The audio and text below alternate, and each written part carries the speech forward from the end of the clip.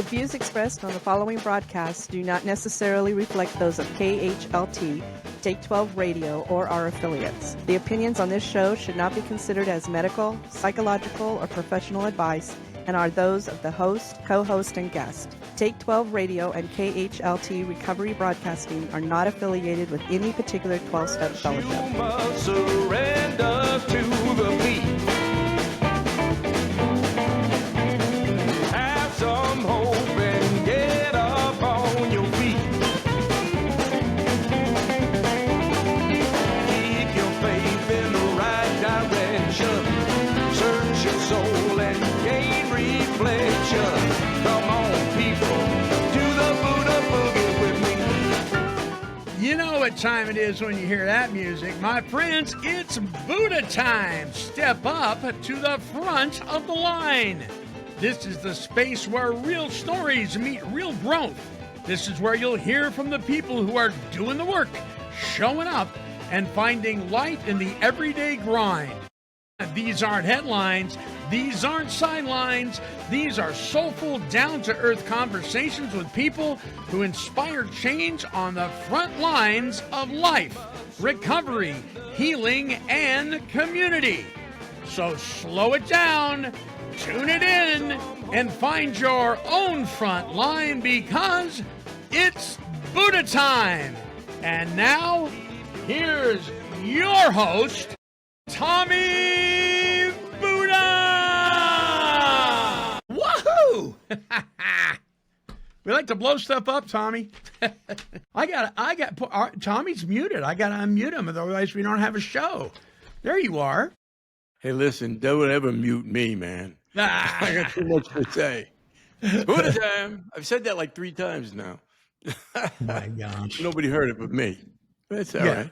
Well, that's Before I do anything, I do have to spend 1 minute here just saying to you, congratulations, 28 big ones, right? Drug-free lifestyle, booze, no drugs, no nothing, right? Yeah. And 28 was yesterday, 28 years. Yes, indeedy. Unbelievable. And then I gave up tobacco on the following January of the following year. So just a few months afterwards. So Same with me. 2 years later, I gave up cigarettes. Well, thank you very much for the congratulations. That means a lot. But you know what? Congratulations to our programs and to everybody that so many people make up the whole, don't they? 100%. Yeah. It's a power of we. We like to say the power of we. It's not I. It's not my program. It's not my life. It's the power of we, Yeah. Amen to that. Amen to that. What's going on, buddy? It's a good day, man. It's a good day, and I'm feeling really psyched. Before we start, I want to talk about, my whole concept in this program is to bring in organizations and people that are on the street doing the work, but there's also people that are affected by the work. There are people out there that we work with, that we find out there, that end up joining us, and then they end up being part of the program, and also, it's the power of paying it forward, right? So we have a guy here today that pays it forward, and I met him when he was a young man, and now he's really cooking with gas. He's out there doing the right thing. So, but before we do that, we have to deal with the useless information. Oh, here we go. Bring it on. It's time for some useless and mindless info. Mean absolutely nothing, So hold on tight. It's gonna be a total waste of time, like a playful child. Giggle. So what kind of useless or mindless information do you got for us this week? I know it's going to make us feel so much smarter. Yeah, definitely, without a doubt. Remember a couple of weeks ago, I did the thing when you can't hum and at the same time hold your nose. You can't do it. Well, now it's physically impossible for you to lick your own elbow. You're going to make me try this, aren't you? Well, I'm going to try. I've been trying it all day. You can't do it. You can't do it. I've been trying it all day. I could lick somebody else's elbow, but not mine. It's just, Thank you.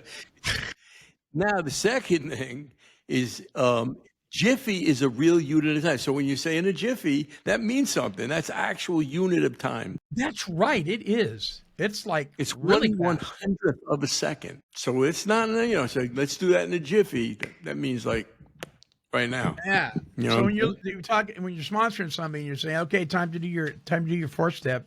No, we're not going to take 6 jiffy. months to do it. We're going to do it in a jiffy, baby. And you got to go. Where is it? What? All right. So the national animal of Scotland is a unicorn. But it's fictional. I know. You ever hang around with people from Scotland? Some of my best friends are from Scotland. It makes sense, total. Yeah. Yeah. Okay. All right. It doesn't Maybe they're not exist. fictional. I mean, have you ever seen one? I've not No. seen one. Doesn't mean I've they don't never seen a exist, unicorn. right? But apparently in Scotland, they have. You know what I'm saying?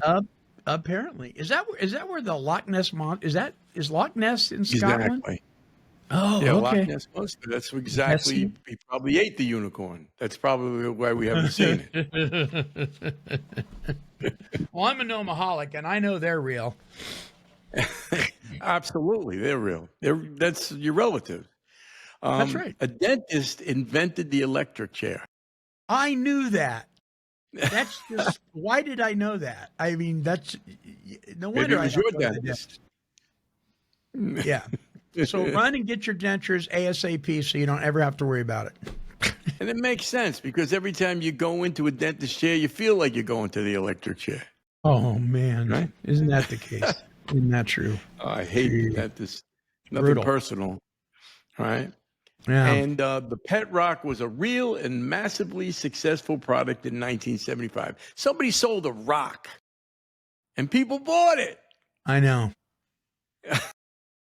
I'm just so nobody can tell me that they can't make something work. If a guy can make that work, you can make whatever it is you say you can't make work. You can make it work. I'm just saying. He sold millions of them as a low maintenance pet. Yeah. That was the good drug years, apparently. It was 1975. Everybody was high. Oh, yeah. Yeah. That's like the I tail probably end of have- Haight-Ashbury, right? Yeah. I probably Hit have me a with Pet Rock somewhere. All right, that's all I got. Do you have anything? That's all you got? Actually, At the moment. I don't because other than my gnomaholic shirt, this is my new gnomaholic shirt. I think it says one who can't stop the urge to buy another gnome they don't need again. So I have about 200 of them, I think, something like that. Gnomes? Yeah, some of them are boxed up, and they're every once in a while in the middle of the night I hear "Let me out, let me out." But yeah, so gnomes. If you ever do a study on gnomes, they're really the urban legend of gnomes is very interesting. They're actually friends to the wounded forest creatures. They help the wounded forest creatures. That's their main purpose. But there's all sorts of gnomes. There's residential gnomes. There's coastal gnomes. There's forest gnomes. There's high altitude gnomes. They're everywhere. Yeah. Right. So if you wonder, that's the answer to the mystery. Where did that one sock go? The gnome has it. The gnome has it. You betcha. All right, that wraps it up for useless and mindless information. Let's go. Useless. Yes, indeedy. Tommy Buddha, who do we have on the show this week on this episode of Buddha Time? Okay, today we have a friend of mine, somebody I met when he was like 17 years old, I believe. Wow. I believe he was 17. I met him right out of high school. He was in high school when I met him. And basically, his name is Hood Chopin or Chopin. And we're going to talk a little bit about his music. He worked with me with Road Recovery, but we also met together and did a lot of projects together. He's an amazing musician, plays a lot of different instruments, drums, piano, guitar. Yeah. He plays about everything, producer. He's really making his bones and doing a lot of good work out there. and he's played Wow. with a lot of really interesting people on a lot of really interesting projects. So I just want with to that, say before he comes on, I just want to say I did a little deep dive on this young man, and man, he is all over the internet. I mean, he is really making his mark. So yeah. So let's move playing forward and everywhere. meet this guy. Let's meet this guy. Come on out, mystery guest. Come on out. There he What? is. Come on out. Come on out. Your real name is Ralph, correct? Indeed. Yes, it is Ralph. Raphael, full name, but Ralph, popular nickname of mine. So yeah, Ralph from the Ralph, how old are Bronx. you? How old are you, Ralph? I just turned 24 on August 29th. It's all that clean living. Look at that. He just looks great, doesn't he? Yeah. So let's get to your back when I first met you. I met you in the Bronx in a program called Bronx Connect. We were doing a program there with it was people that were getting in trouble with the law, right? It was an alternate to incarceration program, but there was different parts of the program, alternative to incarceration program, and they had a high school program upstairs, and they had the alternative incarceration on the bottom floor. And then we went up and we started working with the high school kids. And that's where we met Ralph and this other gentleman, Angel, and back in the day there in Bronx Connect. Can you tell us a little bit about that when you were with Bronx Connect, how that was and what was going on there, the program, what it was about? I'm just thinking, cause like it felt like a lifetime ago. It felt like it was like such a lifetime ago, and like how I got into Bronx Connect, it was just like it wasn't like I found out about Bronx Connect just cause like a couple peoples of mine's around that time, they was actually going to that program before I did. So they gave us the invitation to come along to Bronx Connect, to the offices in the Bronx. So, we stopped by, see what was going on. We didn't really think much of it, until you guys stopped by. And like that's when it really caught my attention. You guys caught my attention. I was like, okay, you guys do music, and I never had a program like Road Recovery. I never been exposed to a program like that. So I stuck along. I tagged along, see what was going on. I was really into it, really, really, really into it from the beginning. I started videos from like when we was like playing the drums, all the instruments that we was playing. I was super engaged. So super engaged. Yeah, ever since then, like, and they was always welcoming. They was always welcoming. Both Bronx Connect, Road Recovery, super welcoming, super kind. They really knew how to accommodate people. They really knew how to accommodate. That's one thing I always give them. So like, then ever since then, I always tagged along like every year, literally every year, even during COVID, post COVID. Like I really stuck around with these guys. So It was on 149th Street, and 149th Street is not far from Yankee Stadium. And there's a lot of drug problems in that neighborhood. There's a lot of things going on. And that was an after-school program that you guys were in, correct? yeah, It was like you guys would show up after school. And that was to keep you out of trouble. And everybody there seemed to be, they had to walk by a lot of different things that were going on. And you guys would show up every day. And we would just play music and find out what you were into. And what was that like for you?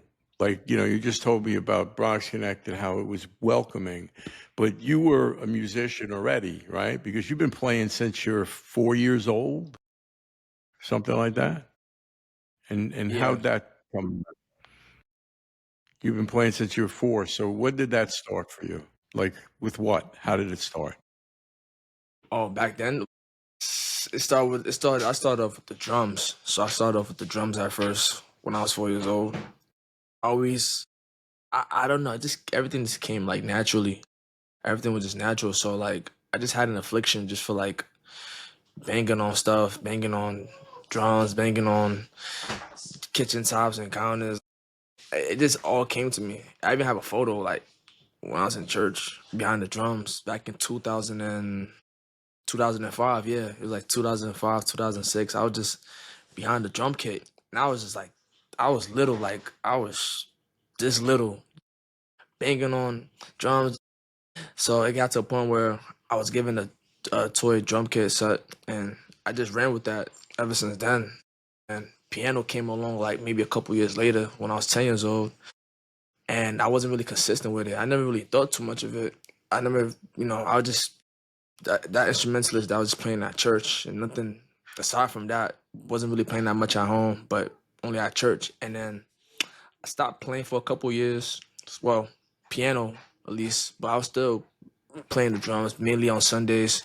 Nothing really aside from Sundays. And then years fast forward to like maybe ninth grade, I started picking up like the drums more through like making beats. Made beats on like softwares, Logic, FL Studio, started making beats. And then maybe a year after, that's when I met you guys. That was 2018. That's when I met you guys, 2018. I came into that program, and I already like I said, I already had a prior background. I had a prior music background. It kind of added to the convenience. It kind of added to the convenience of the program. You came in with, you were, playing for a long time, and you play with church a lot. You still do, right? Yeah. You Just do to this 2 day. churches a week or something now? Yeah. Yeah. Right. So that's a big part of your history, going into the church and playing. Did they teach you there, or where you said you were self-taught? Taught myself. You taught yourself. And how'd you do that? That's the greatest question of my life. That's the great question of my life. Everybody asks me this, like, how did you know how to do? And it's honestly like, I think it's miraculous because like I literally like nobody never sat me down. Let me show you how to do it like this. Nobody never sat me down, even for a piano. Like I've maybe gotten taken to a church by an older friend of mine that like maybe exposed me to pianos, but like no formal lessons, know how to do this. I just went with the wind. Honestly, I just went with the wind. Just taught myself as time went on. That's literally how I did it, and I guess it was just meant to be. Honestly, it's literally meant to be. So that's how that went about. I got a question for you here because this is really piquing my interest. I mean, Hood, this is such a big part of your church is such a big part of your musical background. My son is a worship pastor at a church here in town. I would say it's about 500 or so parishioners. I'm just curious. Your music, when you play in church, is it more than just music? Is it part of your worship of God? Yeah, that's a big part of it. That's a big part of like how I play came from. Like just playing these different types of like chords and like playing these different types of like, cause all of that is cause of God. So like anything that I play, it flows through me. Like it's just like I feel a sense of like just God flowing through me, and like and whatever I'm playing, it's just from God direct. So yeah, that's a big part of it right there. That's a big part of it. So Big anything, spiritual connection for you there. Then that sounds like your talent is truly God given. Of course, you have to do the work, but it sounds like He's given you the opportunity to be able to do that. What a wonderful gift. I appreciate The gift that. that you got without asking, right? The gift you get without asking. You were very fortunate. And I don't really ask for nothing. I don't ask. I don't be like, oh, can I get this? Can I get that? It just have this. Go, you have that.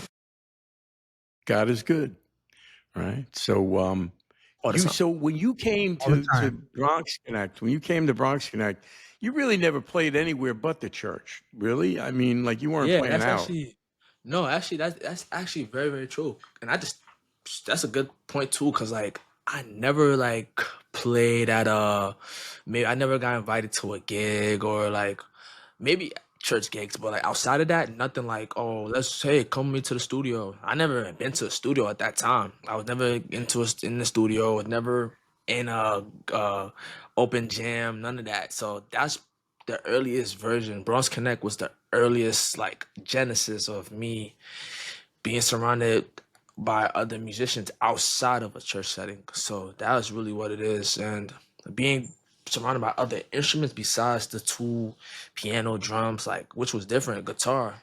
I played guitar too when I was younger, but it was never like I never took it seriously. So like me being exposed to the guitar again frequently is what like piqued my interest. It's like sparked my curiosity about other instruments, and yeah, that's what it really was. So it really exposed me to like something outside of like a church setting. For real. Right. So when you came in, what we do, so people understand, we'll put on a show. So Ralph Hood, he used to get behind the drums, and he was our drummer. Right. So every time somebody went up there, he'd be the drummer. And then at the end of our sessions, we would put on a show. And he was always like spot on because he was, he's talented. But he'd never done that anywhere but a church. So when you started to do that outside with your friends and other people that never saw you play, they never saw you play. Did that change anything about your self-esteem, about how you felt about yourself, or did it add anything to you personally? It just added more. It added more like character, honestly. Honestly, before the fact, I was never really open like musically. I was never like outspoken musically. I was never like I was probably like the wasn't like the shy type, but I was just like I was probably confined in one spot. I never really got to spread my wings basically. So like after being like intertwined with these other programs and other people that did the same thing that I did, it kind of opened my eyes to like it just opened my eyes to different like perspectives and just really helped me build a confidence kind of acumen. So it just really helped me build help me become more outspoken musically and just like be more like willing to do different stuff besides what I originally did growing up. So that's what really helped me like just be different, just be versatile. Cause nowadays I'm just willing to do any kind of genre, any kind of thing. No hesitation. We could do country right now if we want to. We could listen to country. We could listen to rock or whatever, heavy metal. Like that's how I am nowadays. So then we moved down to 168th Street, which is about 20 blocks away, and you lived in the middle of that area. Yeah, I did. And then all of a sudden, you didn't live close to where we were, but you came every week. Every week you would show up. You were walking there from where you lived. You were walking there. But yeah, I was. Because we moved to a different facility. And that's when you got to play a little bit more. And that's when the first time I think you ever played with Daryl McDaniel from DMC, right?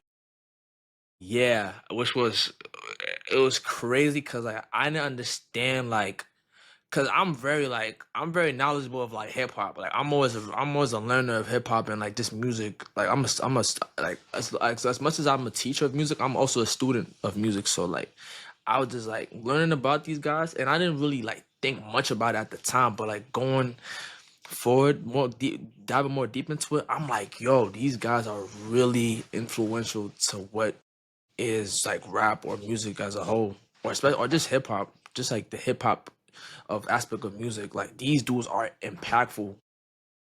Just him being in this group, like Run DMC, like in the 80s, they sparked a whole new wave of like fashion and just like fashion, just the style of music. So just to even play, just to even be in the same space as that guy, and the dude was like, he didn't even look like it. He didn't even like. He was just like down to earth. Dude was down to earth. I actually spoke to One his of the son. best people ever. Oh, that's an understatement. Best guy. His son too. Spoke to his son a couple times too. Like it's crazy how you could be in rooms with these people and like it's honestly like to coexist with people like that is crazy. Let me ask you another question about that, because I think the first real live gig you did at the Cutting Room. Was that the first real live gig that you did outside of the program? Absolutely. And that was with, and what did you think about that experience? Because that even expanded your reach to different types of artists. Yeah, you played that night with Simon Kirke as well, right? Yes. Yeah, I remember that. I remember that night vividly. I still have photos on my phone from it. Like, yeah, like just playing the Hammond organ. I never touched a Hammond organ in my days. So I'm playing a Hammond organ.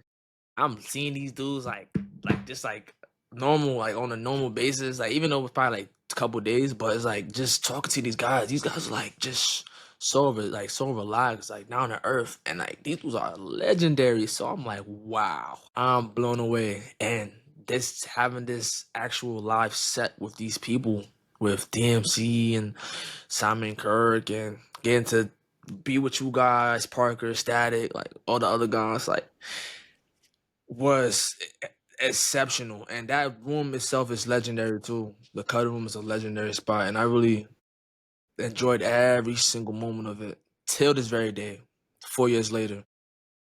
One of Hey, the things guys, about that, yeah, Go ahead, Tommy. one of the things about that particular gig, and when you sat in that night, the respect that you got from the artists, these really talented, experienced artists, you fit right in. And it was like your first gig. It was just crazy. First live gig. I mean, you played a million gigs. When you play in a church, you play a million gigs and you play all day. No, That's how for that real. rolls. It's Yeah, like, I don't so- know, like being in this. I don't know. It's so weird. Like I kind of I find it so weird. Just to at that time I was like 20. I think I was 20 years old at that time. So like just being in that room and like coming from where I come from and being like coming from the Bronx, like where we're not too familiar with that kind of stuff. Just being in a whole separate room with different artists of different calibers, genres, and just at my age and like just knowing where I come from, it's like a side quest. It's like I'm doing a side mission. It's just like I'm doing a whole. It just felt unreal thinking about it now. Hey guys, we're at a good place here in the show where we should listen to one of these songs. This one's called "Better Together." You guys want to explain this? Sure. This is a really good song to showcase because Better Together, we work with clubhouses throughout the state of New York. And that day, we brought 2 clubhouses together. One from Amsterdam, New York, actually 3. One from New York City called The Center, which was in the Village. Another one from Amsterdam, New York, which is, upstate a little bit. And then another one from the Catskills. And we brought them all down and into this recording studio, Threshold, in New York City. And Ralph came and the mentors came. And we threw this together in one day. Wow. We sat down. We already had this song kind of written out, but getting the harmonies and getting all the stuff that we did that day to make it a full song all happened within that day. And Ralph played on that, and it's just, it's one of my favorites. What are you we've playing in "Better Together," Ralph? What instrument are you playing here? I was playing the piano, grand piano. The piano. And Tommy, you got you singing in this thing, don't we? Yeah, I'm the one who kind of wrote the lyrics for the song, Nice. So yeah, so we Right. kind of, and I wrote it with the youth. It wasn't only me. It was a combination, like going through our sessions that we Yeah. would pick words, and I just put them in order, and I fed them words and stuff. So Well, here's Hood Chopin and Tommy Buddha and the rest of the gang with "Better Together."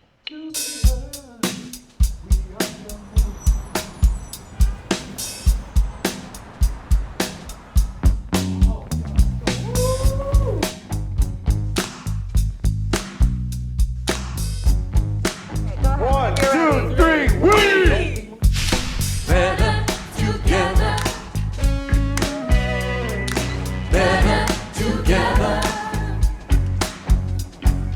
Better together.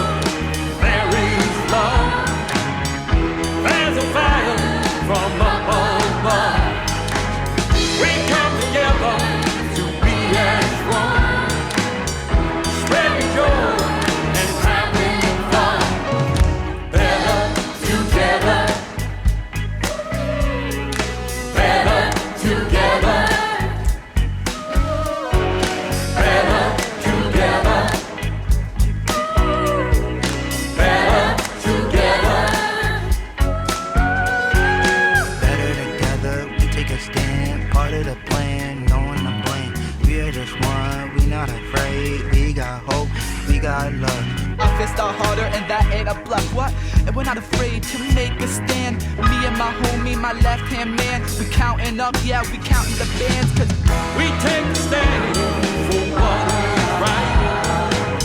Respect and love will be our life. Where there is hope, there is love. There's a fire from above. Better together.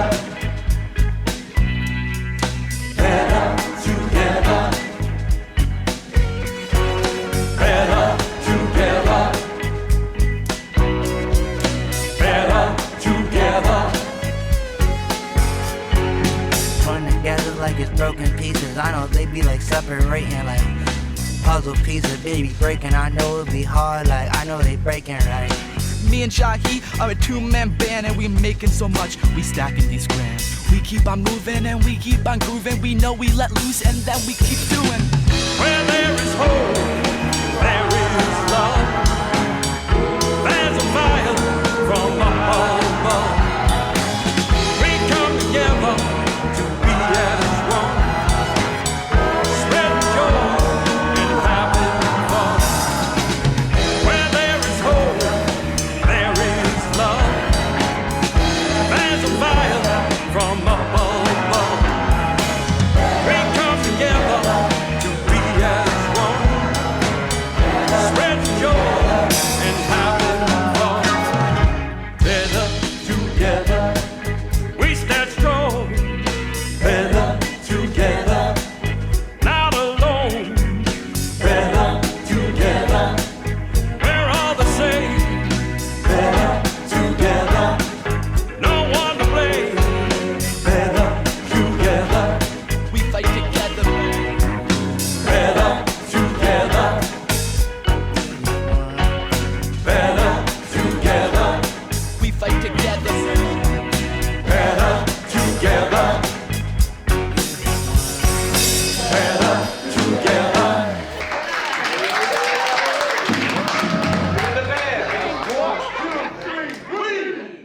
All right, better together. Hey, listen, you're listening to Buddha Time, a production of Take 12 Recovery Radio here at take12radio.com on your internet dial. You can subscribe to this show as well as all of our shows on any of the podcasting platforms listed at take12radio.com or wherever you get your podcasts. This is Buddha Time with Tommy Buddha, and our special guest this week is Hood Chopin, or Ralph, as he is known to his mom, right? And yeah, so let's turn it back over to Tommy and Hood and continue this discussion. But first, I want to ask this question. One of the things that we are trying to do here on Buddha Time, Hood, is we are trying to bring awareness to people about organizations, for instance, like Road Recovery and others, that maybe people aren't aware of, because there's a lot of really good organizations, nonprofit, inner city programs, and this kind of thing that people just aren't aware of, that I think if they were more aware of, maybe they'd be willing to step up and contribute and help. And that's one of the things that we want to try to accomplish here on Buddha Time, right, Tommy? That's exactly what we're looking to do. And you personally have been associated with a lot of these clubhouses. And I want to talk a little bit about, when you went to this project, you had worked with us all through COVID. We were online, right? And you were collaborating. Is there somebody in the background? We get a lot of background. Hold Hey, it's on a family second. affair. Yeah, it's a family affair. It's all right. Yeah, it's all right. Yeah, yeah. Do-do-do. It's better together, baby. Better together. But during COVID, we had you were online with us because we created a program online during COVID. Yeah, we did. Yes, we did. I feel like it was yesterday. It felt like it was yesterday. That whole COVID thing that happened. Wow. Before, it's funny because Crazy. I was in my last year of high school too. Like it was like March 2020, and like it was literally like a casual day, like maybe March 8th, March 9th of 2020, a casual day in high school. Then everything just went like 360. Changed. Everything just went went to hell, and we did the whole virtual stuff. But I really enjoy like doing the virtual workshops that we did with World Recovery, and that really kept me sane through that time. Really a dark time, but we all got through Well, it. at that time, we invited Ralph, we invited you in because we knew how talented you were. And the kids that came down from the Catskills were part of the kids that came to this recording. And you were working with them before. You were doing beats with them. You were making beats for them and sending it to them and getting them back, which was like, it was amazing. Like that was your first job with us that you ever worked with us. And you then, when you got to go to this event, you met the kids you were working with, some of the kids you had been working with online during COVID. You remember that part of it? Yeah, like it was yesterday. It was a crazy time. COVID really taught us a lot of bit about, how we could create around things and make things happen. So when they came down, was it interesting for you to bump into and talk to these people that you had worked with online during COVID? What did you think about it? This felt like the same energy, like the same way how I spoke to them online. It was like they're the same people in person. It was the same people in person. That's what I really enjoy. Lovely people. All right.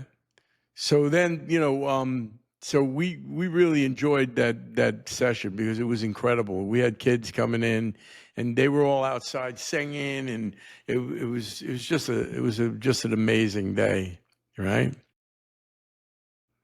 So, what did you think about the whole thing in general, that particular project? Say that again.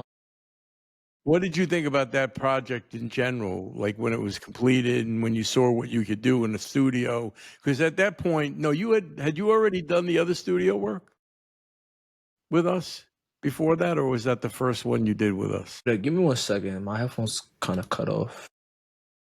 Yeah, my apologies. My headphone just turned off just when you said that again. Was that the first project that you did with us? I can't remember. Which one? The Better Together, or was it in the studio? Yeah, that was the first. No. I think that was. It might have been because we did went to the studio the year before. Because we went to the studio 2020, and then we went to the studio 2020. No, 2022, and then 2023. I think it was January, February 2023. It's like kind of months apart. Yeah.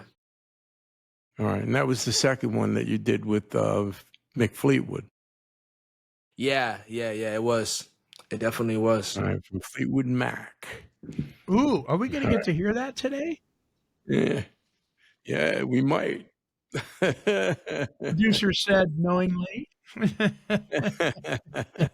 What does music mean to you? What does music mean to you? And what does it mean to you that you are in somewhat of a career? You're building your own thing. You're an amazing artist. You play really well. You're not only a guy that I worked with and I've seen grow, but you have just gone off the chart doing, music. And your music is so different because in the world, you're playing these piano pieces that are just gorgeous, man. They're beautiful.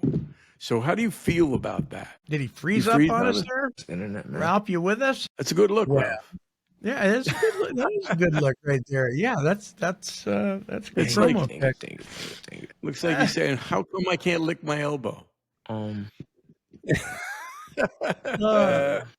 don't know why he froze up on us. I don't think he does either. Let's see if that was a good question. This is the magic of pre-recording, though. That's why there he is. Oh, yeah. Can you guys hear me? Yes. I don't know why I did that. I heard the most amazing question and it just cut off. It just cut off. I'm like, oh my gosh. You said, what is that's okay. That's okay. That's why we have a thing called the cutting room floor, right? Yeah. No, gone. How do you feel about where you're going? How do you feel about where you're going there, Ralph? With your music? I took in the most distinctive path. Like out of all the people I know that make music, because you know music is like so subjective. Like anybody could just make whatever. But I think the path I've taken, I try to be calculated with like how I want to put stuff out and like how I want to do like certain rollouts and try to build a world around like the music I make. That's the most important part. So people can understand like where I came from, like growing up, and just understand like I could build a world around what I'm doing through my talent, and just try to be different, honestly, because that's what it is nowadays. Just to stand out as a musician, just to be like just different, and just really try to be your own kind of person. Because everybody want to be like the other person or the next person. Nah, that's never my thing. So like music to me is just like music is life. Music is like oxygen. Like we need everybody needs music at some point. That's what like I was born with music. I was born with a It's not piano in my hand. it's not just entertainment for you. It goes deeper than Nah, that, it sounds like. pretty much. You know, I've been like I'm like the only person in the family that does music. So like that's what really hits different, because like I don't know nobody that does music besides me and my sister. Like we're the only one that does music throughout the whole entire family tree. So like that's where it really like hits home. I try to like I try to take it seriously, and that's entertainment is one thing too. Entertainment is definitely one thing, but to me, it's like it saved me from so many situations, and it brought me to different rooms. So that's why like music is like a fraction of my life. You guys And you want to hear? pick Chopin. Go ahead, Tommy. You picked Chopin as the artist that you picked that Yeah. name. Is there any particular reason why you did that?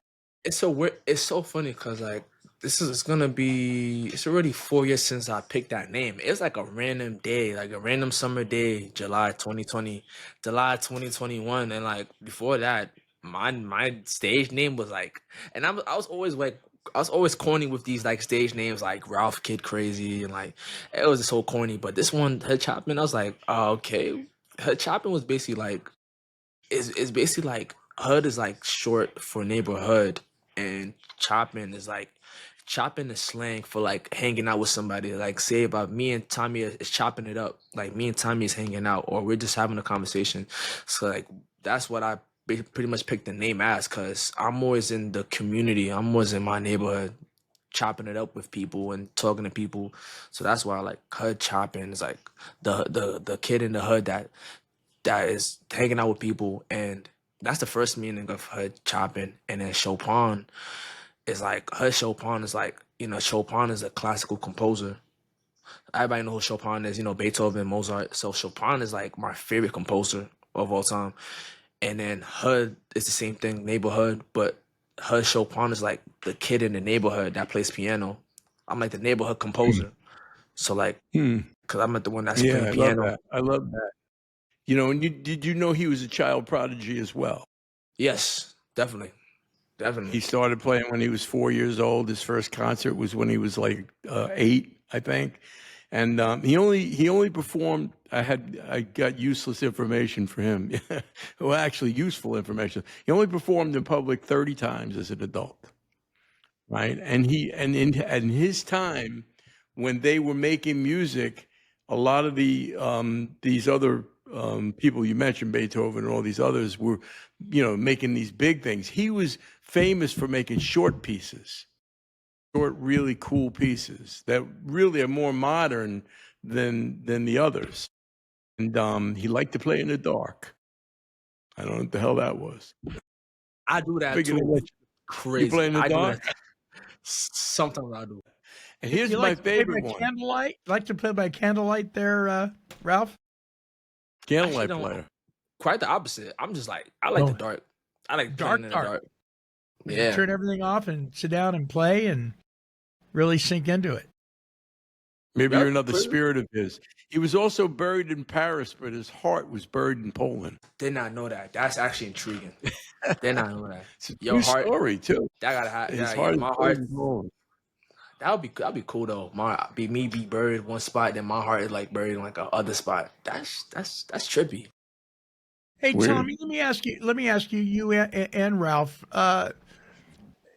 How can people help or connect with, or we want people to know about what you guys are doing and are about, particularly because you're our guest this week, Ralph. But how can people get a hold of you, or how can you hook up with people to help them help others? For them to get to me, I'm like the most accessible person that there is. I have Instagram, I have TikTok, like YouTube, I'm always uploading videos on there. And it's funny because people will reach out to me on YouTube, they'll comment under my videos, hey, you play really nice. Could you give me any pointers?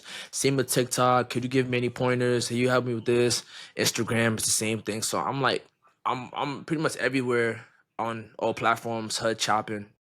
That's Yeah, you're easy to find. That's for pretty sure. much. Yeah, I'm active every day. So yeah. So how do you keep up with people who are trying to communicate with you? It sounds like you answer them. I mean, how do you keep up with all that? that's just my character. I'm more just I'm always just open and willing. I'm just always open and just trying to give out just ideas and just trying to help people out. That's what same happened to me when I was growing up. Actually maybe I didn't really have that much help like I should have, but even though I told myself, I still want to be able to give the same amount of information that I taught to other people, so they could probably apply it to their situation, or like you said, help other people. Because it's always good to have a chain of transfer through other people and just kind of build the next generation of young talent. So that's pretty much what it is. Two things before we move on to the song. Ralph had worked at the Apollo Theater. We got him a connection there where he worked at the Apollo Theater, and he was mentoring young kids. Wow. There on his own. He was doing it by himself, showing up every week, mentoring kids there. And just recently, he went up to Camp Felix. Camp Felix is a camp run. It's the Felix Foundation, which it works with kids that are foster kids, because Daryl McDaniels was a foster kid, and he has this camp that they go up every summer. I usually go up. I wasn't there this summer, and they did a whole show up there with the kids, the foster kids, and Ralph was a big part of that show. So he's moving and grooving, helping people. He's in the mix, doing the right thing, and I think he learned that and saw the value of that from when he was at Road Recovery and working, slowly but surely started to work with kids himself. So he's available to work if somebody's got something for him, Wow. And he can't hide because he's all over the internet, so he's easy to find. All right. What about this song that we're gonna hear here? This is something else, huh? This was a song that was put together. There was a band called Type 2, Road Recovery, and you can find out all this information on roadrecovery.org, and you can also go to YouTube, and all the songs that we played here and some others that we don't have here are there on their YouTube page. But this was a song that was written by Don Miggs, and it was also mixed by his guy. I don't remember the guy's name, but they wrote this, and they brought in Mick Fleetwood to play drums for Fleetwood Mac. And I believe you played piano on this, right, Ralph? You played piano? On which track? On Wouldn't You Know?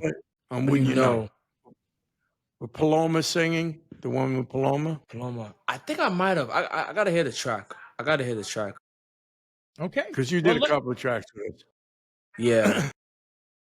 Well, let's all listen to it right now. Here is Wouldn't You Know. This is absolutely a phenomenal song. Check it out.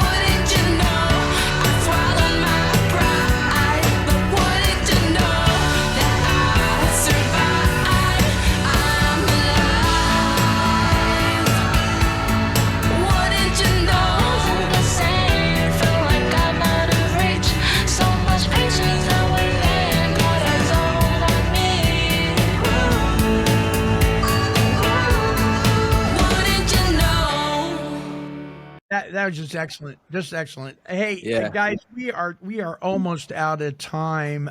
Yeah.